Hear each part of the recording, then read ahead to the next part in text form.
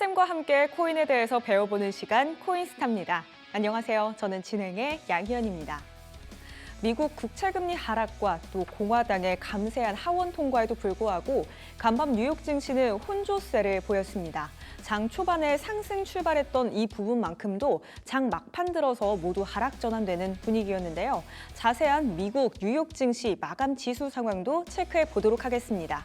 3대 지수 마감 상황 봐보면요. 다우존스 지수는 딱 보합권에서 마감했고요. 나스닥은 0.28% 상승, 그리고 S&P 500은 0.04% 하락하면서 약보합으로 거래 마감했습니다. 그렇다면 현재 이 시간 코인 시세는 어떨까요? 히트맵 열어서 시세도 확인해 보도록 하겠습니다. 어제 이 시간에는 대부분의 코인들이 상승불을 켜냈는데요. 오늘도 역시나 많은 코인들이 파란불 켜면서 오르는 모습 보이고 있습니다.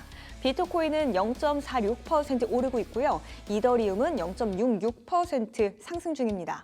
반면 테더는 오늘도 보합권에서 움직이고 있고요. 솔라나가 4.03%로 이 시간 크게 상승 중입니다.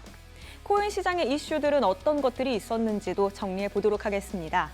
트럼프 미국 대통령이 독립기관 구성원을 해고할 수 있도록 허용해달라고 요청을 했습니다. 이를 미국 대법원이 승인을 하면서도 연방준비제도에 대해서만큼은 법적 근거가 부족하다라고 이야기했는데요. 미국 대법원은 노동관계위원회와 공무원 성과체계 보호위 고위 당국자들에 대해서는 특별한 사유 없이 해고할 수 있다고 말을 했습니다. 반면에 대통령의 인사권을 강화하면서도 이 제롬 파월 미국 연준 의장에 대해서도 혹시 해고될 수 있는 가능성이 있는 것 아니냐 이런 이야기들이 들려왔는데요. 하지만 연준만큼은 예외다라고 선을 그었습니다. 시장은 대통령 권한 확대에 주목하면서도 연준의 독립성이 지켜졌다는 데 안심하는 분위기입니다. 두 번째 이슈도 확인해 보겠습니다. 이 수의 생태계의 핵심 거래소죠. 세터스가 약 1.5억 달러의 해킹 피해를 입으면서 스마트 계약이 일시 중단되기도 했습니다. 해커는 가격 오라클을 조작했고요. 수익 코인 하나당 4.3억 USDC로 탈취했습니다. 그 후에 생태계 전반이 붕괴하는 연쇄 반응이 일어나기도 했는데요. 수익 검증자들의 해커 주소 차단으로 1.6억 달러의 자산을 동결은 했지만요. 탈중앙성 훼손 논란, 또 여기에 더해서 수익 생태계 자체에 대한 이 신뢰성이 하락했다는 것은 피할 수 없는 문제가 됐습니다. 자, 이렇게 코인 시장 지금 시황과 코인 시장에서 중요한 이슈들 몇 가지 함께 확인해 봤는데요. 코인 시장은 주말에도 쉬지 않고 이어집니다. 모든 정보들 확인하기 어려우시잖아요. 제로쌤과 함께 하시면 주말에도 코인에 대한 주요 이슈들 손쉽게 정리하실 수 있습니다. 화면 하단에 보이는 QR코드 촬영해서 소통방 참여 부탁드립니다. 그럼 코인스타 본격적으로 출발합니다.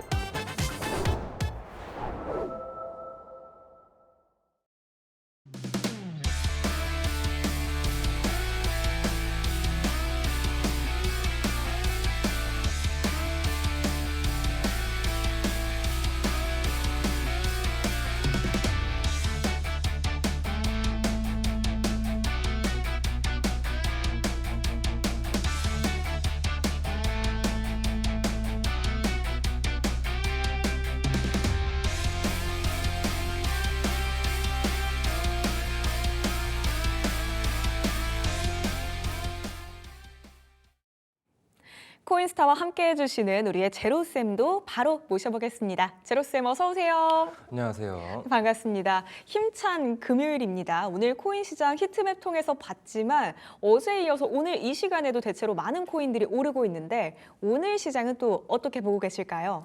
오늘 시장은 같은 경우에는 오늘 사실 뭐 경제 관련해가지고 뭐 지표들이 뭐 뚜렷하게 보이는 것도 없고 그래서 대부분 이제 월 말이라고 하죠. 이제 월말 같은 경우에는 시장에 큰 이슈들이 많이 안 나오기 때문에 오늘은 좀 무난하게 좀 마감하지 않을까 생각을 하고 있습니다. 그래서 저의 오늘의 한마디는 역시 한 주 동안 고생 많았습니다라고 얘기를 하는데 사실 이제 금융시장이나 미국 주식이나 이제 국내 주식 하신 분들은 한 주 고생이 많았다라고 얘기를 할 수 있지만 암호화폐 시장은 일주일 내내 하기 때문에 아직 이 말을 하기에 좀 섣부르지 않았나 생각을 했는데 아무튼 간에 그래도 거래량이 제일 높은 평일 기준으로 여러분들 한 주 고생 많으셨고요. 오늘은 내용에서 좀 한 주 동안 무슨 내용이 있었었는지 좀 보고 가도록 하겠습니다. 네, 오늘 이 시간에는 이 평일 한 주 동안 코인 시장에는 어떤 이슈들이 있었는지 함께 정리해 가면서 한번 시작해 보도록 하겠습니다. 역시나 우리 제로쌤이 말씀 주신 것처럼 코인 시장은 주말에도 쉬지 않고 돌아가거든요. 그렇기 때문에 평일에 이슈를 잘 정리해야지만 주말에 시장 대응도 잘할 수 있고 다음 주 시장에서도 우리가 어떻게 포지션을 잡아야 할지를 확인할 수 있겠죠. 첫 번째 코인 트렌드로 이어가면서 오늘은 어떤 이야기들 해볼지 확인해 보도록 하겠습니다. 제로쌤, 오늘은 어떤 얘기가 가장 먼저 준비돼 있을까요? 사실은 이제 오늘 봐야 될 거는 이제 앞서 아나운서님께서 말씀 주셨던 이제 연준과 이제 트럼프 간에 이제 어떻게 보게 되면 관련된 하나의 이슈 이거 먼저 체크를 해야 될 것 같고요. 네. 그리고 이제 뭐 이번 연도부터 사실 이제 해킹 관련 이슈들이 좀 많이 나왔다 보니까 그래서 이번에도 이제 세터스 이제 관련 이제 해킹 사태도 좀 먼저 봐야 되는데. 그래도 시장을 마무리하거나 시장을 시작을 할 때 대부분 월요일하고 금요일 날에 이제 위클리 브리프를 하고요. 그리고 이제 마감을 할 때는 이제 주간 동안에 무슨 일이 있었나 해서 위클리 리캡이라고 하는 이제 주간 마무리 정리를 하는데, 근데 아마 이제 제가 봤었을 때는 뭐 브리핑이나 마무리 이런 부분들이 더 시장에 대한 평가를 하기에 좋기 때문에 그래서 그 부분 먼저 살펴보고 바로 다음 내용 보도록 하겠습니다. 네, 좋습니다. 그러면은 이번 한 주 브리핑 부탁드릴게요. 네, 바로 시작하도록 하겠습니다.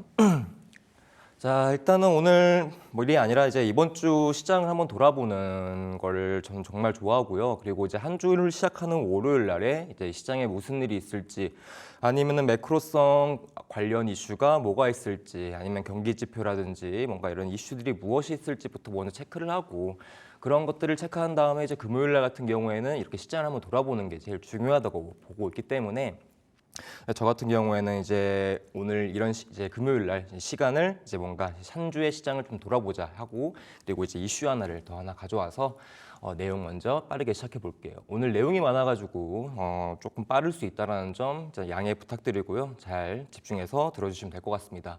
자, 일단 이번 주 시장 요약부터 좀 보도록 할게요. 이슈와 암호화폐 시장은 좀 어떻게 흘러갔나 하는데 저는 이거 시장이 지금 뭐 비트코인 시장은 좀 올라오고 있는데 이걸 저는 방송용 PPT를 준비하다 보니까 이제 히트맵을 준비할 때 한 4시쯤에 올려놓기 때문에 그래서 오늘 날짜 기준 4시에서 3시 사이에 3시에서 4시 사이에 비트코인 시장은 약간 보합세권을 움직였었고 그 외 주요 다른 알트코인들은 좀 강세성을 보여주고 있습니다. 아무튼 시장은 전반적으로 긍정적인 흐름을 유지하고 있다라고 말씀을 드리고 싶고요. 그리고 이제 주요 상위 시총 10위 안에 포함되는 코인들도 이제 살짝 건강한 모습을 보여주고 있습니다. 자, 그리고 나서 비트코인 3시 40분 시세는 110K였는데 지금 아까쯤 아나운서님께서 보여준 시세 같은 경우에는 111K를 좀 넘어가는 시세를 현재 유지를 해주고 있습니다. 자, 그리고 비트코인 4시간 봉을 보게 되면 4개월 만에 다시 한번 111.9K라는 올타임 하이 가격대를 갱신하면서 비트코인 시장은 이번 주 한 주에는 상당히 좀 긍정적인 흐름을 계속적으로 보여줬다라고 생각을 해요. 다만 이제 이번 주에 무슨 이슈가 있었기 때문에 이렇게 비트코인 시장은 좋았나 그리고 어떤 이슈들이 있었고 그런 이슈들은 전통금융 시장에 어떤 영향을 줬고 암호화폐 시장에 어떤 영향을 줬는지 내용 살펴보겠습니다. 일단은 이제 한국 시간 기준 5월 17일 날 이제 무디스 관련 이슈가 있었었죠. 그래서 무디스 이제 미국 신용 등급 강등에 대한 이슈가 있었습니다. 그러다 보니까 여러 이제 금융 시장에 투자하시는 분들이 정말 걱정 많았던 이제 하나의 이슈라고 평가를 했었었는데요. 내용을 보게 되면은 이제 미국의 신용 평가사 중 하나인 무디스가 미국의 신용 등급을 하락시켰고 기존 AA에서 AA1으로 이제 한 단계 강등을 시켰습니다. 그리고 3대 신용평가사는 현재 총 3개 정도라고 봐주시면 돼요. 제일 영향력 있는 3대 신용평가사는 무디스, 스탠다드 푸어스, 피치 이렇게 순서대로 보시면 될 것 같습니다. 그리고 이제 강등 이슈 같은 경우에는 사실 이제 무디스가 처음 시작한 게 아니고요. 2011년 스탠더드 앤 푸어스가 처음에 강등을 시작했고 2023년에는 피치가 미국의 신용 등급을 강등을 했습니다. 그리고 마지막으로 2025년 무디스마저 이제 미국의 신용 등급을 한 단계 강등하면서 현재 미국의 신용 등급은 가장 높은 1위 신용 등급이 아니라 그보다 밑에 등급으로 떨어진 상태라고 봐주시면 될 것 같아요. 근데 이제 무디스 관련 이슈가 나왔을 때가 이제 우리나라 시간으로 이제 18일 4시 18분에 나왔었는데 새벽이죠. 근데 미증시 마감은 이제 오후 4시 정도에 마감을 했었기 때문에 이날 미증시는 어떻게 보게 되면 18분의 차이로 무디스 이슈를 좀 피해갔지만 암호화폐 시장은 그렇지 못했죠. 암호화폐 시장 같은 경우에는 이제 그대로 이제 강등 이슈에 대한 악재로 인해서 그 당시 암호화폐 전반의 시세가 떨어지는 흐름을 보였었습니다. 그리고 이제 이런 부분에서 이제 앞으로 이 무디스 강등 이슈가 전체적으로 어느 정도의 기간으로 어느 정도의 강도로 이제 약세 흐름을 이어갈지 정말 중요하다고 뭐 사람들은 평가를 했었는데 저는 이 당시에 얘기를 했었어요. 그 시장에서 이미 무디스에서 미국의 신용 등급을 강등하겠다라는 이야기를 계속적으로 했었고 그런 부분들이 이제 선반영이 되었던 시점이다 보니까 실상 이제 무디스 강등 이슈가 단일적으로 하루 정도는 어느 정도 영향력이 있겠지만 이게 길거나 강도가 세진 않을 거다라고 이야기를 드리고 했었던 것 같은 이야기를 드렸던 걸로 기억을 하는데요.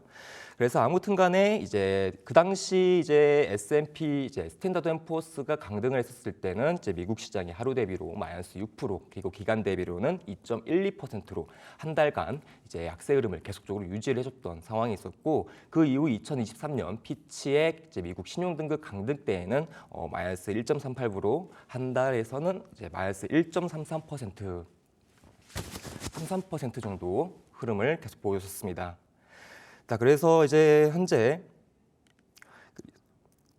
무디스 이슈가 이제 이후에 이제 큰 영향을 주진 않을 거라고 제가 얘기를 했던 부분은 뭐였냐면 당시 이제 스탠다드 앤 푸어스가 신용 등급을 강등했었을 때에는 사실 시장에서 어느 정도 그냥 소리 없이라고 해야 되나요? 갑작스럽게 강등을 했었기 때문에 시장에 대한 하락 파급이 셌던 거고 이 무디스 같은 경우에는 이번 연도 초부터 계속적으로 미국의 신용등에 대한 부분이 뭐 재정 적자나 뭐 디폴트에 대한 부분 그리고 미국의 관세에 대한 영향으로 인해서 미국 신용 등급을 강등하겠다고 계속적으로 이야기를 했었기 때문에 그 부분에서 무디스가 강등을 하더라도 이전에 있던 파급만큼은 나오지 않을 거다. 그래도 시장 괜찮을 거라고 이야기를 드렸던 걸로 기억이 나네요. 그리고 이제 다음 이슈는 이제 바로 5월 20일 화요일이네요. 그래서 미국 스테이블 규제 관련 발언이 있었죠. 상당히 이제 어떻게 보게 되면 단기성으로 이제 비트코인이 아닌 이제 암호화폐 시장에 상당히 긍정적인 하나의 이슈라고 보고 이야기를 설명을 드렸었습니다. 그래서 이제 그 당시에 이제 주요 미디어 매체인 이제 코인텔레그래프나 코인데스크가 이제 매번 에이터즈 픽이라고 볼 수 있는 1순위 기사로 이제 각각 이제 이러한 미국 스테이블 규제 법안에 대해서 이슈를 다뤘었고 그 이슈를 다루는 과정에서 여러분들한테 스테이블 코인에 대한 설명을 드렸던 걸로 기억을 해요. 그래서 스테이블 코인이 무엇이냐라고 이야기를 한다면 영어 뜻대로 안전한 코인, 그러니까 안정한 코인이라고 이야기를 드렸었습니다.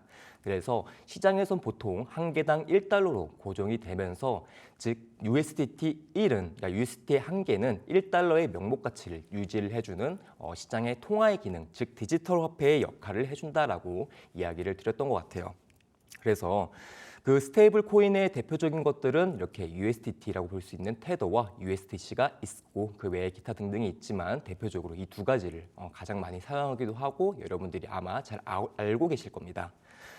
그래서 스테이블 코인에 대한 부분에서 다시 한번 설명을 드리자면은 근데 이제 약간의 변동성이 높은 이런 암호화폐 시장에서 보통 1달러의 가격을 고정하기가 상당히 어렵죠. 여러분들이 만약에 유틸리티 코인을 다른 거래소에 이제 스마트 컨트랙션을 하게 된다고 치면 그 과정에서 가격 변동이 일어나 가지고 어느 정도 손해를 보신 분들도 있을 거라고 생각을 해요. 하지만 스테이블 코인 같은 경우에는 이렇게 변동성이 없는 이제 이유, 즉 1달러를 계속적으로 명목 가치를 맞춰주는 이유가 이 부분에서 설계가 되었고 그 부분이 이제 여기서 나오는데 수요 공급에 대한 1대1 구조 원칙 때문에 이렇게 1달러의 명목 가치를 계속적으로 이제 유지를 해준다 설명을 드렸었습니다. 그래서 예시를 하나 드리게 되면요. 테더를 만약에 발행하려면 기본적으로 100달러, 즉 테더 같은 경우에는 통화에 대한 가치 명목으로 포함되기 때문에 $100의 예치를 테더사에게 $100의 금액을 테더사에게 예치를 하면 테더사는 그만큼의 금액을 발행을 해요. 그러니까 $100를 맡겼으니까 1달러는 이제 1테더니까 100테더를 발행하겠죠. 그렇게 수요, 즉 공급이 발생을 하고요. 그리고 반대로 이제 소각이라는 구조가 있는데 만약에 이제 테더사에 있던 $100를 회수하게 되면 그만큼 테더사는 가지고 있던 100테더를 소각시킵니다. 시장에서 없어지는 거죠. 그러다 보니 아까 말씀드렸던 이렇게 테더 하나가 1달러의 가치를 가질 수 있는 명목 가치를 유지할 수 있는 이렇게 1대1 구조 원칙을 가지고 있다라고 이해를 해주시면 될 것 같습니다. 그런데 이제 이러한 스테이블 코인은 세 가지 유형이 있다라고 얘기를 드렸고 그 세 가지 유형에서 가장 많이 쓰이는 게 법정 화폐 담보형 코인들입니다. 그 코인들의 대표적인 거는 아까 앞서 말씀드렸던 USDT, 테더나 USDC라고 볼 수가 있고요. 그리고 법정화폐, 암호화폐 이제 알고리즘 기반이 있지만 그 중에서도 법정화폐 담보형 코인이 시장의 주류를 잡고 있다라고 생각해 주시면 될 것 같습니다. 그래서 법정 담보용 스테이블 코인의 시장 점유율이 현재 어떻게 되냐면 현재 테더 같은 경우에는 63% 그리고 USDC 코인 같은 경우에는 25% 그리고 기타 스테이블 코인이 12%를 포함하기 때문에 총 시장의 전체 88%를 차지합니다. 즉 법정 화폐의 명목 가치를 가지는 이러한 스테이블 코인이 시장의 88%를 차지한다는 건 그만큼 수요가 있고 그만큼 신뢰성이 높다라고 봐주시면 될 것 같아요. 그래서 암호화폐 거래소에서 스테이블 코인의 시장 역할은 아까도 말씀드렸지만 거래소 간의 하나의 통화, 즉 화폐 기능을 하기 때문에 뭔가 비트코인을 사든지 이더리움을 사든지 그 외 알트코인을 사든지 팔든지 할 때 이렇게 테더 USDT를 많이 사용하기도 하고요. 그리고 디파이의 담보자산 그리고 기간 투자, 제일 중요하죠. ETF에 대한 기간 투자에 대한 유인로, 즉 어떻게 보게 되면 중간 매개 역할을 이제 진행합니다. 그래서 스테이블 코인의 시장 역할은 크게 세 가지를 볼 수 있는데 이 내용 세 가지 다 합치면 뭘까요? 스테이블 코인은 암호화폐 시장의 유동성에 가장 중요한 역할을 한다라고 생각을 해주시면 될 것 같아요. 그래서 스테이블 코인은 시장 내 유동성 역할을 하기 때문에 암호화폐 시장이 좋을까요, 나쁠까요?라고 할 때 하나의 지표로도 사용한다는 점 여러분들이 한번 알아봐 주시면 좋을 것 같고 이렇게 스테이블 내 이제 거래소마다 스테이블 코인에 대한 유입량은 이제 특정 사이트인 이제 난센이라는 사이트에서 확인이 가능한데 특히 이제 바이낸스라고 할 수 있는 이제 주요 글로벌 1위 거래소의 비중을 가장 많이 봐주시는 게 좋을 것 같습니다. 아무튼 이렇게 스테이블 코인은 시장 내 유동성 역할을 하니 하나의 지표로 사용한다는 점 중요하고요. 그래서 이번에 이제 스테이블 코인 법안 이름은 이러한 GNX 액트라는 법안이고 미국 연방 차원에서 첫 번째 포괄적인 스테이블 코인의 규제 법안이라고 생각해 주시면 될 것 같습니다. 첫 번째로 시작하는 스테이블 코인에 대한 법안이다. 그리고 이전에 제안되었던 법안들보다 더욱 구체적이고 정확한 규제를 가지고 있다라고 생각해 주시면 될 것 같아요. 그리고 지니어스 액트 같은 경우에는 트럼프가 대선 레이스 당시에 이제 하나의 중요한 암호화폐 시장의 중요한 공약으로 내세웠던 하나의 어떻게 보게 되면 법안이기 때문에 실질적으로 암호화폐 시장의 유동성을 공급하는 가장 중요한 매개체라고 볼 수 있는 법안입니다. 말이 길어졌네요. 그리고 다들 알고 있겠지만 알고리즘 기반의 이제 스테이블 코인이었던 루나 테라 사태 다들 알고 계실 거예요. 그래서 이러한 사태들, 즉 디페깅에 대한 사태들을 막기 위해서 이런 법안이 진행된다고 볼 수 있고, 그리고 이전에 있었던 사건들로 인해서 탈중앙화만으로는 이제 시장의 안정성을 이제 받쳐주기가 어렵다라고 판단을 하기 때문에 이번 트럼프 2기 정권 때 이렇게 지니어스 액트라는 이제 스테이블 코인 법안이 이제 발의안이 됐고 그게 상원을 통과했습니다. 그리고 이제 대선공약 중 하나라고 제가 얘기를 드렸었고 이전에도 지니어스 액트와 같은 이제 스테이블 규제 완화 관련 법안들이 여러 가지 있었어요. 근데 다만 이런 법안들이 실질적으로 이제 진행되지 못했던 이유가 하나 큰 이유가 있었다고 했었죠. 바로 그 당시 이제 트럼프 정권 이전인 이제 바이든 정권의 이제 블루 웨이브 때문이라고 볼 수 있습니다. 왜냐하면 트럼프 대통령이 이제 내세우고 싶었던 부분에서 이제 암호화폐 시장에 대한 부분, 특히 이제 스테이블 코인에 대한 부분은 미국 시장 내에 어떻게 보게 되면 재정난에 대한 해결책을 제시할 수 있는 주요 법안이에요. 하지만 이제 민주당 성향상 이런 스테이블 법안에 대한 부분에서는 사실 통과되기가 어려운 법안이었기 때문에 그리고 법안이 이제 발의가 돼봤자 이제 의회에서 이제 찬성이 이루어져야 됩니다. 과반수가. 그리고 상원, 하원 둘 다 찬성이 돼야 돼요. 하지만 이제 블루웨이브라고 볼 수 있는 이제 대통령이 민주당 출신이고 그리고 상원이 민주당 의석을 그리고 하원이 민주당 의석을 과반수로 차지할 때는 사실 이렇게 어떤 법안을 냈었을 때 공화당이 조금 지지하는 법안을 냈었을 때는 사실 이루어지기가 힘들어요. 그래서 지금은 현재는 반대인 상황이죠. 레드웨이브, 트럼프 공화당 출신의 트럼프 대통령 그리고 상하원 의석수가 이제 현재 공화당 의석수가 훨씬 더 많기 때문에 어떤 공약이든 트럼프가 내세우는 공약이든 그 부분에서 법안을 발의하게 되면 사실상 통과되기가 가능성이 상당히 높다라고 평가해 주시면 되겠습니다. 그래서 현재 상원에 대한 이제 찬성은 끝났고 이제 하원 그리고 나서 마지막으로 대통령 서명까지만 하면은 끝나는 법안인데요. 사실상 그냥 통과됐다라고 보시면 좋을 것 같습니다. 그래서 이제 미국 스테이블 규제 법안은 사실상 통과가 되었고 이제 5월 19일 날 상원에서 66대 32의 표결 차이로 통과됐습니다. 무조건 과반수면은 이제 찬성이 되는 거예요. 자, 그래서 이 미국 스테이블 규제 법안 되게 중요하죠. 내용이 중요하고 이게 실질적으로 시장에 어떻게 작용하는지 순기능과 역기능에 대해서 이제 이야기를 드리도록 하겠습니다. 순기능 같은 경우에는 스테이블 코인에 대한 명확한 규제를 완전히 잡아주는 거죠. 그러다 보니 시장의 신뢰와 그 투명성을 높여줍니다. 그리고 두 번째, 기관 투자와 전통 금융의 온보담 유도를 하기 때문에 암호화폐 시장의 제도권 진입이 조금 더 가속화되고 조금 더 유리한 시점으로 된다는 거겠죠. 즉 기관이라든지 전통 금융 자산, 전통 금융 유동성이 암호화폐 시장에 쉽게 흘러올 수 있게끔 만들어주는 법안이라고 생각해 주시면 좋을 것 같습니다. 하지만 역기능도 존재를 하는데요. 특히 이 부분이죠. 스테이블 발행자에게 과도한 라이센스를 이제 부담을 지워서 시장 진입 장벽이 이제 될 수가 있어요.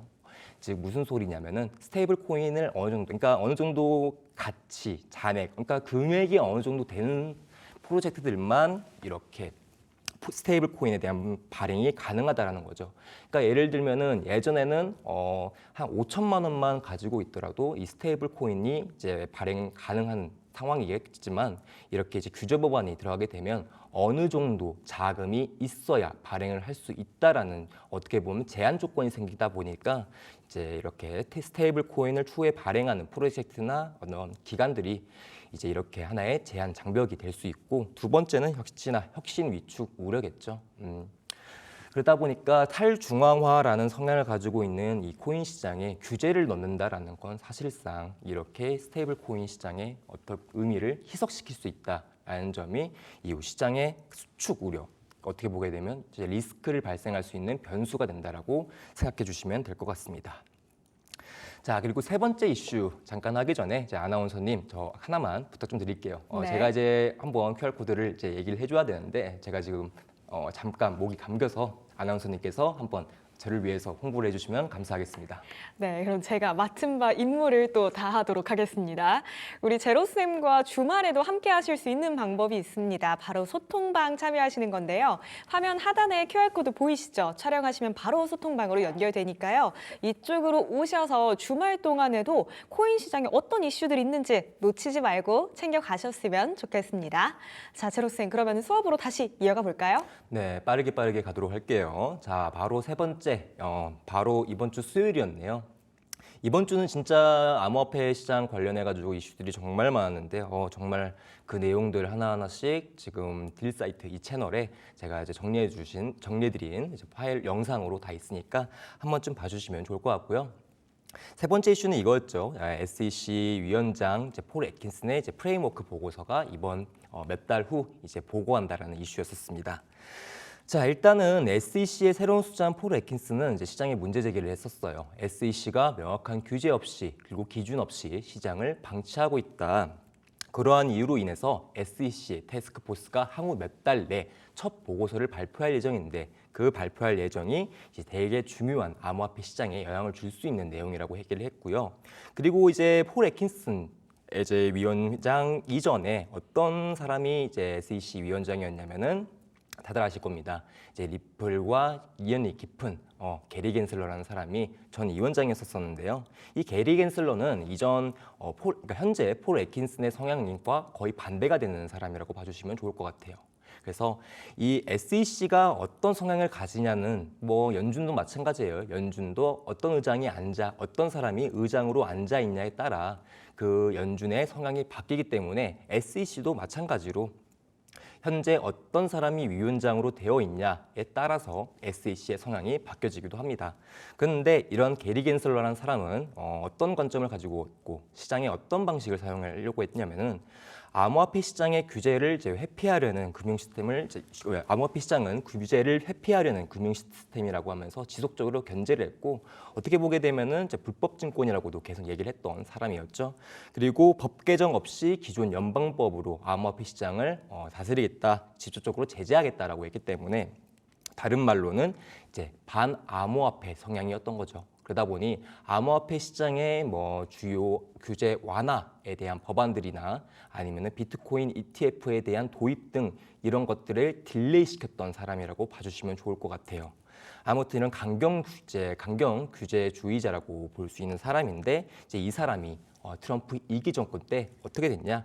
트럼프 2기 정권에서 주요 암호화폐 공약 중에 하나였죠. 바로 게리 겐슬러 SEC 의장을 해임시키겠다라는 이야기를 했었습니다. 즉 트럼프 대통령이 그 당시 2024년도 미국 대선 때 만약에 내가 당선이 된다면 암호화폐 시장에 계속적인 규제나 억압을 하고 있는 이런 SEC 위원장인 게리 겐슬러를 사임시키고 친암호화폐적 성향의 사람을 위원장으로 내세우겠다라고 공약을 하나 내세웠었어요. 그리고 트럼프가 대선 레이스에서 이제 2기 정권으로 이제 당선이 되자마자 이 사람 사라졌습니다. 바로 사임당했고 트럼프는 취임 당시 당선 시 이제 게리 겐슬러 사임 이후 친암호화폐적 성향 인물을 SEC 의장으로 임명하겠다. 근데 이제 위원장으로 임명하겠다라고 이야기를 했었죠. 그래서 현 SEC 위원장 폴 애킨슨은 어떤 사람이겠어요? 당연히 친암호화폐적 성향인 사람이고 혁신 수용론자입니다. 그리고 전형적인 공화당 성향의 인물이라고 볼 수 있기 때문에 사실상 지금 현재 미국 정치권에서 이제 공화당 쪽 출신의 대통령과 공화당 쪽 상원 하원 의원수를 다 가지고 있는 이 의회에서 역시나 트럼프는 이런 SEC에 대한 체제 변화를 바꾸기 위해서 자기 공화당 출신의 이런 친암호화폐적 성향 사람을 이제 데려다 놨다라고 이해를 해주시면 좋을 것 같아요. 그래서 암호화폐 시장에 계속적으로 이제 걸림돌이었던 이런 SEC에 대한 부분 문제에서 어느 정도 문제가 해결되게끔 만들겠다는 트럼프의 공약이었고 그 공약이 이제 실현되었습니다. 그리고 4월 이제 아마 19일 정도에 이제 SEC 위원장 폴 애킨스가 현재 자리를 앉았고요. 그리고 이러한 새로운 프레임워크 보고서는 무슨 내용일지 되게 중요한 거겠죠. 왜냐하면은 SEC 위원장이 바뀌고 나서 새롭게 체계를 구체적으로 바꾸려고 하는데 그 부분에서 보고서를 발표할 거예요. 암호화폐 시장, 즉 태스크포스, 암호화폐 시장에 어떤 식으로 어떤 내용을 가지고 바꿀 것이냐. 그게 되게 중요한 내용이겠죠. 그 부분에서 현재 내용이 예상되는 거는 현재 증권과 비증권을 분리해서 이제 금융권 법안 제도를 마련하겠다라는 부분이고 이거 등록 요건이겠죠. 토큰 발행과 상장 절차 간의 간소화, 시장에 대해서 뭔가 암호화폐 시장에 뭔가 규제라든 것들을 완화시킨다라고 봐주시면 될 것 같아요. 그리고 기관 수용, ETF라든지 이전에 이제 게리 겐슬러 같은 경우에는 비트코인 ETF 같은 경우에 계속적으로 딜레이를 시켰었는데 현재 이렇게 폴 애킨슨이라는 인물은 주요 다른 핵심적인 알트코인들의 ETF 상장 도입을 상당히 빠른 시간 내에 간결하게 진행하겠다라고 얘기한 거고 그리고 제일 중요하죠. 소비자 보호 어느 정도 법 테두리 안에서 암호화폐 시장에 이제 거래를 하는 투자자들에게 어느 정도의 안정성을 제공하겠다라고 볼 수 있는 크게 4가지 정도의 이제 내용이 나오지 않을까 예상해 볼 수 있습니다. 다만 이제 그 시기가 명확하게 나와 있지가 않아요. 그 미디어 매체든 그 인터뷰를 다뤘던 내용이든 간에 보게 되면 few months라고 했기 때문에 향후 몇 달, 즉 어느 정도의 적절 시기가 지금은 예상이 나오질 않습니다. 그러다 보니 어느 시점에 이런 보고서 발표가 나오고 그 보고서에 대한 내용이 나왔을 때 시장이 어느 정도 파급적인 효과가 나오지 않을까 예상을 조금 해보도록 하고요. 실상 선반영될 수 있는 재료는 아니고 진짜 실질적으로 보고서 발표가 나오고 나서야 시장이 어느 정도 반응을 보일 이슈이기 때문에 추후에 이런 이제 폴 애킨슨의 이제 프레임워크 보고서가 발표가 되게 되면 제가 방송에 나와서 어떤 내용이 지금 보고서 내용으로 나왔는지 그 내용이 이제 암호화폐 시장에 어떤 영향을 끼칠지 자세하고 쉽게 설명드리도록 하겠습니다. 하지만 지금은 나와 있지 않으니 예상적인 보고서 내용만 가져온 거고요.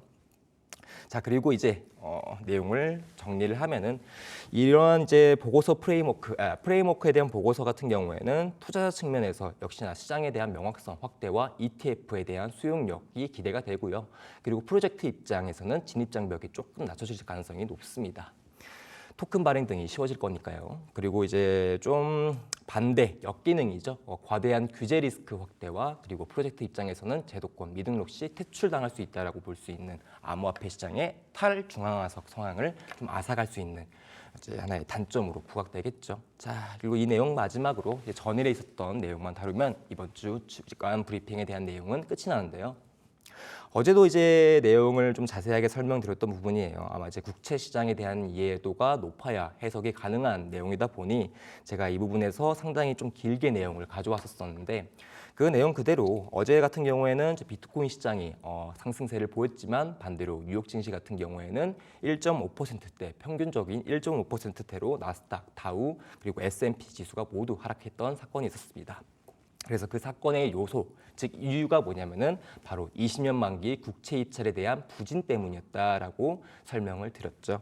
근데 이게 설명을 드릴 때 해석적인 내용에서 보게 되면 20년 만기 국채 수요의 저하의 의미는 간단하죠. 수요가 저하됐다라는 거는 국채 가격이 하락을 했고 그만큼 반대로 국채 수익률은 상승을 했다라고 볼 수 있는 게 맞겠죠. 이 부분은 영상으로 제가 따로 정리를 해가지고 딜사이트 내에 올라와 있으니 여러분들이 내용 한 번 더 보시려면 영상 한번 찾아서 봐주시고요. 그래서 아무튼 내용 다시 이어가겠습니다. 미국 채권은 기본적으로 가치 보존에 대한 성향을 가지고 있습니다. 그런 이제 시스템으로 만들어진 게 채권이고요. 그래서 기초 구조는 국채는 원금 플러스 이자를 약속된 시점에 무조건 지급하는 내용을 가지고 있습니다. 그러다 보니까 당연히 미국이라는 어떻게 보면 금융시장에서 막강한 힘을 가지고 있고 가장 신뢰도 있는 나라에서 발행한 이 채권 자체는 안전자산의 성향을 가지고 있기도 하면서 발행될 때 그 가치가 훼손되지 않기 때문에 추후에 그 훼손되지 않기 때문에 안전자산의 성향을 가진다고 얘기를 했어요. 즉 발행 시 그 가치를 보존해 준다는 의미인데 어떻게 보존을 해주냐? 즉 가격과 수익률의 반비례 원리로 그 가치를 보존해 주는 겁니다. 만약에 국채 가격이 상승을 했으면 그만큼 국채 수익률을 낮춰주면 되는 거고 반대로 국채 가격이 떨어졌을 때 그만큼 국채 수익률은 올라가게 돼 있게 된 게 이 국채 시스템입니다. 그래서 이 이슈가 왜 금융시장에 이제 악조건으로 작용을 했냐? 바로 20년물 입찰 결과가 참혹했기 때문에 그런 부분이 주요 장기채 금리에 영향을 주기 때문이라고 이야기를 드렸었어요. 그래서 미국 국채 20년이 현재 수요가 적으니 당연히 가격이 떨어졌을 거고 그만큼 수익률이 올라오면서 평균적으로 4%대 수익률을 유지하던 미국 국채 20년 수익률이 이번에 5%가량 높이 올라왔습니다. 그 부분에서 당연히 미국 국채에서 장기채라고 불리는 10년물과 30년물도 동시에 올라왔는데요. 시장은 그래서 10년물, 30년물도 수익률도 함께 올라왔다. 그 부분에서 본다면 실질적으로 가장 민감하게 반응하는 거는 국채 10년물이다. 근데 국채 10년물을 이제 다른 말로는 명목금리라고 하고 그 명목금리는 실질금리에 영향을 주기 때문에 시장 유동성에 상당히 안 좋은 영향을 줍니다. 그래서 명목금리가 올라간다라고 치면 실질금리도 사실상 같이 올라가는 거기 때문에 시장에 실질적으로 반영되는 이자율이 올라가서 시장의 유동성을 앗아가는 거죠. 그래서 실질금리에 대한 공식은 이렇게 명목금리 마이너스 기대 인플레이션 값으로 볼 수가 있는 거고 현재 시장의 실질금리 값은 현재 1.6% 그리고 제가 더 중요하다고 볼 수 있는 10년 만기 물가 연동국채 팁스 수익률은 현재 2.19%를 가고 있습니다. 상당히 높은 수준을 유지하고 있어요. 그러다 보니 이렇게 금리 쇼크, 시장의 국채에 대한 수요가 저하되면서 국채 수익률이 올라갔다라는 거는 이렇게 실질 이자율이라고 볼 수 있는 실질금리가 올라갔기 때문에 시장의 위험자산 선호도가 떨어지는 거겠죠. 그러다 보니 도피처라고 볼 수 있는 이제 암호화폐 시장으로 이제 유동성이 좀 흘러간 거고 미국 증시는 그 당시 빠졌던 겁니다. 근데 이제 이러한 국채 금리가 상승했던 주요 원인, 그러니까 국채에 대한 선호도가 떨어졌던 원인은 트럼프 행정부의 대규모 관세함과 재정 적자 우려 그리고 제가 방금 설명드렸죠. 무디스 관련 미국 신용 등급 하락 그리고 소비자 지출 둔화 등 이제 소매 업체에 대한 실적 부진으로 보면 이제 국채 금리 즉 시장 미국이라고 볼 수 있는 시장의 매력도가 떨어진 거예요. 그래서 특히 이 부분에서 가장 큰 역할을 했던 건 역시 트럼프의 감세안이라고 볼 수 있는 원 빅 뷰티풀 빌 액트라고 볼 수 있는 법안이에요.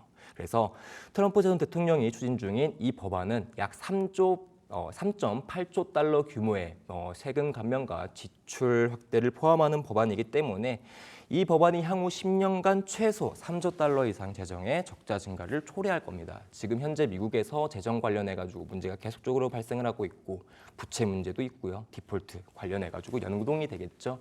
그리고 그거 해결하려고 지금 뭐 관세 협상 계속적으로 이야기를 하고 있는데 지금 미국에서 재정이 없는 즉 재정에 대한 적자 때문에 계속적으로 시장 우려하고 있는데 이렇게 법안도 상당히 빠른 시기에 진행됐습니다. 그래가지고 5월 21일 날 미국 하원규칙위원회에서 법안을 승인하여 사실 이제 본회의 상정까지 가능이 되다 보니까 사실상 감세함 또한 이제 통과될 가능성이 높겠죠. 그런 부분이 우려가 되면서 시장이 하락했던 것입니다.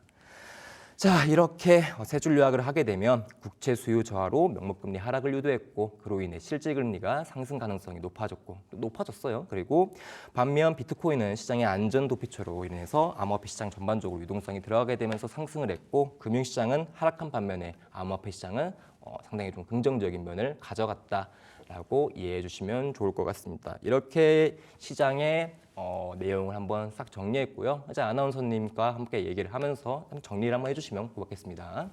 네, 이번 한 주 동안 크립토 시장에 어떤 이유가 있었는지 쭉 한번 정리를 도와주셨고요. 이 시간이 마치 제로쌤의 이번 주 수업 완전판처럼 느껴지기도 했습니다. 자, 첫 번째 트렌드는 이렇게 구체적으로 정리를 다 해봤고요. 두 번째 트렌드까지 이어가나요, 제로쌤? 바로 가야 될 것 같습니다. 네. 자, 그래서 오늘 내용 중에 아나운서님께서 먼저 말씀 주셨던 트럼프와 연준의 이 독립성 관련해 가지고 오늘 이슈 있었기 때문에 이거 먼저 빠르게 해결해 보도록 하겠습니다. 네. 화면 보여주시면 바로 시작할게요. 네. 다시 돌아와서요. 오늘 이슈 중에 가장 컸던 거는 바로 트럼프와 연준 그리고 이런 독립성을 조금 훼손시킬 수 있는 이제 이슈였었습니다. 자, 연준의 독립성과 트럼프 이거는 사실 트럼프가 1기 정권 때에도 그리고 트럼프가 이제 바이든과의 이제 대선 레이스에 패배하면서도 계속적으로 얘기가 나왔던 거예요. 뭐냐면은 대통령이 자꾸 연준에서 그러니까 파월한테 계속 금리를 내려라, 금리 인하를 해라라고 자꾸 연준이라는 독립적인 기관에 자꾸 영향력, 즉 계속적인 발언을 했기 때문에 시장에서 계속적으로 이제 화두가 됐던 이슈였었습니다. 그래서 내용을 보게 되면은 트럼프, 파월을 내쫓아야 된다. 트럼프, 파월은 현재 시장을 망가뜨리는 주요 원인이다라면서 이제 조금 안 좋은 발언들을 많이 했죠. 그리고 계속적으로 트럼프는 현재 지금의 연준에서도 연준의 결정들을 되게 불만을 가지고 있어요. 왜 금리 인하 안 해? 좀 빨리 좀 해라. 하지만 파월 입장에서는 시장 보고 그리고 현재 트럼프 관세 때문에 상반기에는 금리 인상이 아니라 금리 인하를 할 수 없는 시점입니다. 최소한 상반기가 끝나고 하반기인 7월과 9월 FOMC부터 가능성이 높고 제가 그전에 방송에서 얘기했던 것처럼 9월 FOMC 잭슨홀 회의 이후에 9월 FOMC에서 금리 인하를 할 가능성이 상당히 높습니다. 아무튼 간에 그런 상황에서 계속적으로 트럼프는 이렇게 연준을 압박하고 있는데요. 그리고 트럼프의 전형적인 방식이죠. SNS를 통해서 사람을 지속적으로 괴롭히기도 하고요. 그래서 SNS 통해 예전부터 파월을 많이 괴롭히기도 했습니다. 근데 연준이라는 성향은 한마디로 말해서 독립적 성향을 가져요, 여러분들. 독립적 성향이란 건 뭐냐면 연준은 어떤 기관이나 국가, 기업이라든지 어떠한 매개체의 영향을 받지 않습니다. 상당히 중립적이어야 되는 성향을 가지고 있죠. 그런데 그 말 자체는 뭐냐면은 정치권 간섭 없이 중앙은행이 물가 안정과 그리고 금융 정책을 자율적으로 할 수 있게끔 결정할 수 있게끔 그러한 권한을 이 독립성이라고 얘기를 하는 거예요. 즉 대통령이 연준 보고 금리 인하하라고 해도 연준 입장에서는 그럴 필요가 없다라는 거죠. 연준은 현재 시장 상황, 금융시장의 상황 맞게끔 통화 정책을 꾸려야 하는 게 정상이니까요. 그러다 보니 이러한 연준 트럼프는 계속적으로 연준의 이제 결정에 불만을 나타냈고 그러한 상황에서 이제 NLRB라고 볼 수 있는 이게 정말 큰데 인사권을 놓고 트럼프가 대법원에 승소를 했습니다. 현재 대법원의 판단 요지 이 보고서에 대한 이 보고서가 아니라 이 법안의 판단에 대한 요지를 보게 되면 대통령이 당분간 NLRB 및 MSBP 인사를 자유롭게 교체할 수 있게 된 것인데요. 뭐냐면 이번 판결은요 행정부 권한 강화의 신호로 해석될 수 있습니다. 대통령 입장에서 대통령 권한으로 대통령 명령으로 독립된 기관들의 주요 인원이라든지 인사라든지 의장들을 바꿀 수 있는 어떻게 매개체가 될 수 있는 하나의 대법원 승소가 이뤄진 거거든요. 그러다 보니까 이렇게 미 대법원이 트럼프의 독립기관자 해임을 인정을 하게 되면서 하나씩 조금씩 위협을 하고 있다는 거예요. 그래서 이 글의 요지는 뭐냐면 이 하나의 대법원 승소가 얘기하는 건 바로 하나입니다. 특히 연준의 독립성과도 연결될 수 있다는 우려가 제기되는 거죠. 즉 트럼프가 이러한 대법원 승소를 통해서 연준의 독립성을 훼손시킬 수 있고 그 훼손이 지금 현재 트럼프가 계속적으로 불만을 갖고 있는 이 파월이라는 사람을 이제 해임을 시킬 수 있지 않나라는 하나의 시장 반응이 나왔고 그런 부분이 우려가 됐었습니다. 하지만 이제 연준은 이 판례와는 무관하다면서 대법원은 선긋기를 시작을 했고요. 사실상 이러한 이러한 대법원의 선긋기는 시장 안도, 시장의 안정함을 줬었습니다. 그래서 대법원은 연준은 미국 제1, 제2은행의 역사적 전통을 잇는 독특한 준민간 조직이기 때문에 이번 판례 예에서 이제 해당을 제외한다라고 얘기를 했기 때문에 이렇게 대법원에서 어떻게 보면 트럼프에 대한 행정권에 대한 권한이 높아지긴 했지만 다행히도 연준의 독립성까지는 훼손시키지는 않을 것이다 라면서 시장을 안정시킨 겁니다.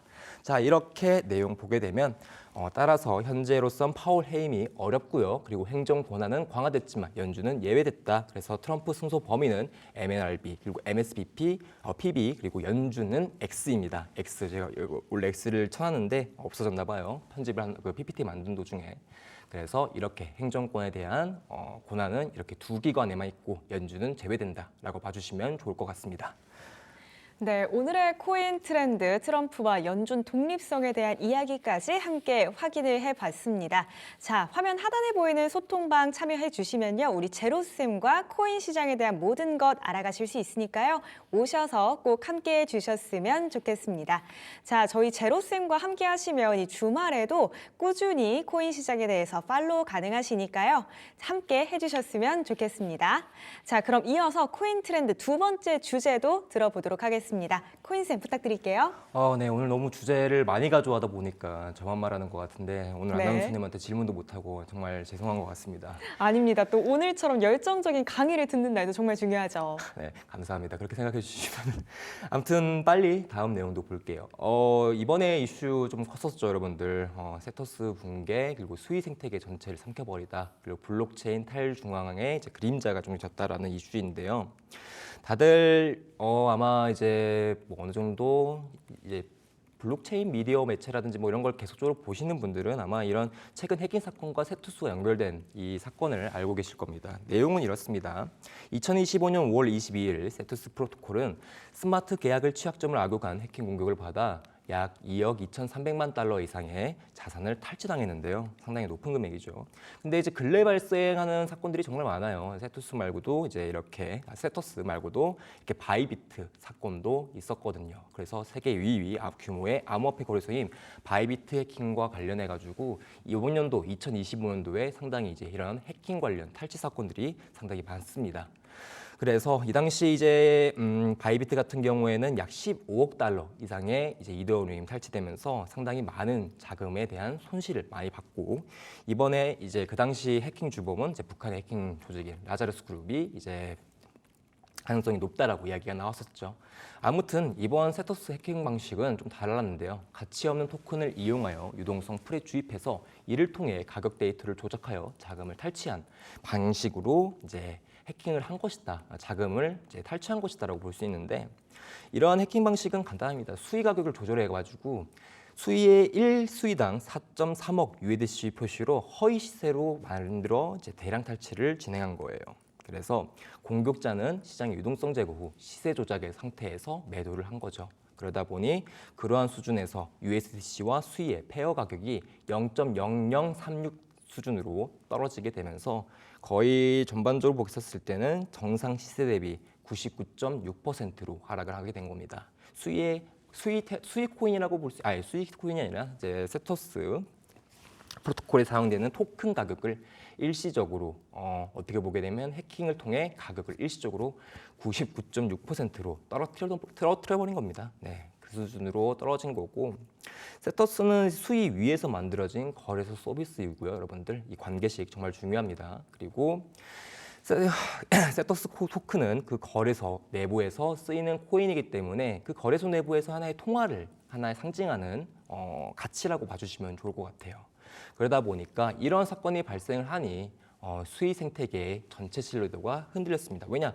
수위와 세터스 관련된 생태계 관련된 코인들이 이러한 해킹 사태로 인해서 패닉셀, 뭔지 아시죠 여러분들? 대량 매도가 발생하게 되면서 공포 매도입니다. 대량 매도가 발생하게 되면서 전체 신뢰도가 흔들렸고 그 결과적으로 세터스 토큰은 세터스 토큰은 약 40% 이상 하락을 하게 되면서 가치 손실을 보게 됐습니다. 그리고 수위 생태계의 다른 토큰들 그리고 로파이, 히포 그리고 스퀘어 등 스콜트 등 이제 여러 토큰들이 70% 이상 하락을 하게 됐는데요. 그래서 보시면은 75%, 76%, 81%, 마이너스 90% 이렇게 수위 생태계 내 다른 토큰들이 연달아서 연쇄적으로 가격 하락이 이루어졌습니다. 그래서 평균적으로 70% 이상 하락을 보였고요. 이러한 이제 세터스 피해액은 약 1.5억 달러 이상으로 지금 현재 평가가 되고 있는 상황이고 사실 바이비트에 비하면 10분의 1 수준이긴 하지만 이런 해킹 사건들이 계속적으로 일어나고 있다는 건 시장의 탈중앙화의 안정성에 대한 부분에서 현재 시장이 계속 우려할 수 있는 요소 조건을 만든다고 생각을 해주시면 좋을 것 같습니다. 그래서 프로토콜에서는 현재 사고 감지를 이제 인지를 했고 스마트 컨트랙트를 이제 안정상 일시 중단한 거예요. 즉 뭐냐면은 세터스 내에서 코인 송달을 잠시 멈추게 된 건데 현재 이런 부분에서 조사 중이며 공식 성명을 이제 예정할 것이라 예를 하고 있습니다. 그래서 수의재단은 검증자들을 이제 해커 주소를 이제 일시적으로 차단해 약 1.6억 달러의 동결을 성공했다고 하는데 동결이 뭔 뜻이냐면은 이렇게 보시면 될 것 같아요. 누군가 범죄로 1억 원을 훔쳐서 은행 계좌에 넣었다면 그 경찰이 그걸 추적하겠죠. 그 주소를. 계좌 주소를. 그러다 보니 그거를 은행에 요청을 하게 되면 이 계좌 정지시켜 주세요 라고 하면 그 돈은 계좌에 있지만 출금도 이체도 할 수도 없는 상황인 그걸 바로 이제 동결이라고 합니다. 그러다 보니까 현재는 돈은 존재하지만 움직일 수 없는 상황을 이야기하는 거고요. 그래서 세터스 사건을 요약을 하게 되면 이렇게 긴데 시간상 하나 그냥 간단히 요약만 하겠습니다. 이 과정에서 이제 이러한 사건이 우리 시장의 암호화폐 시장에 이야기하고 싶은 건 뭐냐면 탈중앙 네트워크가 주소를 막아되는가라는 중앙화 논란도 함께 이야기가 나온다. 즉 이런 세터스의 대응이 탈중앙화 성향을 또 한 번 해치는 거 아니냐라는 이야기인 거죠. 아무튼 간에 이러한 이야기 이후 사실 세 번째 트렌드는 알트코인에 대한 간단한 가이드 그리고 타이밍에 대해서 오늘 다음 내용을 준비했는데 지금 사실상 시간이 부족해서 이렇게 수익 관련, 세터스 관련 내용만 마치고 마무리하도록 하겠습니다. 네, 제로쌤과 함께 이번 주 코인 시장의 주요 이슈들 완전 정리해 봤고요. 그리고 오늘 시장에서 나왔던 이야기들도 함께 쭉 확인을 해봤습니다. 주말에도 코인 시장은 계속해서 거래가 활발하게 이루어집니다. 그렇기 때문에 이 시간에서 멈출 게 아니라 주말에도 꾸준한 팔로우가 필요한데요. 화면 하단에 보이는 QR코드 촬영해서 소통방 입장해 주시면요. 주말에도 놓치는 정보 없이 제로쌤과 함께 코인에 대한 공부하실 수 있으니까 많은 참여 부탁드립니다. 코인스타 오늘 저희가 준비한 내용은 여기까지입니다. 저희가 방송 통해 드리는 말씀은 주가 판단에 대한 조언일 뿐 해당 자산의 상승과 하락 보장하지 않는다는 점 유의해 주시기 바랍니다. 그럼 저희는 월요일 7시에 다시 돌아오겠습니다. 오늘도 함께해 주신 여러분들 고맙습니다.